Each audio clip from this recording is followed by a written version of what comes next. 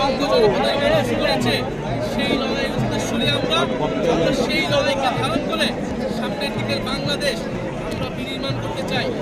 16ই December বাংলাদেশের মানুষের প্রতি আমাদের বার্তা হলো, যারা প্রকৃত শক্তি ফ্যাসিস্ট শক্তি তারা বাংলাদেশকে অস্থিতিশীল করার জন্য নানান প্রচেষ্টা চালাচ্ছে, নির্বাচনকে বানচাল চালাচ্ছে।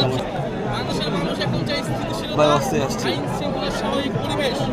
আমরা সরকারের প্রতি বারবার বলেছি, ওসমান হাদিকে যারা হত্যা করেছে, তাদেরকে যারা হত্যার চেষ্টা করেছে, গুলি চালিয়েছে, তাদেরকে এখনো গ্রেফতার নেই এই সরকার।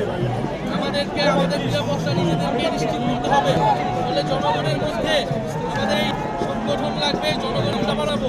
5ই আগস্টের পরে আমাদের নিজেদের নিরাপত্তা আমরা নিজেরাই নিশ্চিত করেছিলাম, তখন কোনো সরকার ছিল না, পুলিশ ছিল না। বাংলা পরিস্থিতির দিকে যাচ্ছে, সরকার পুলিশের উপর নির্ভরশীল করে আমরা আমাদের আমাদের 14 জুলাই যোদ্ধাদের জীবন নিরাপত্তা আমরা নিশ্চিত করতে পারবো। ফলে মানুষ কি সরকার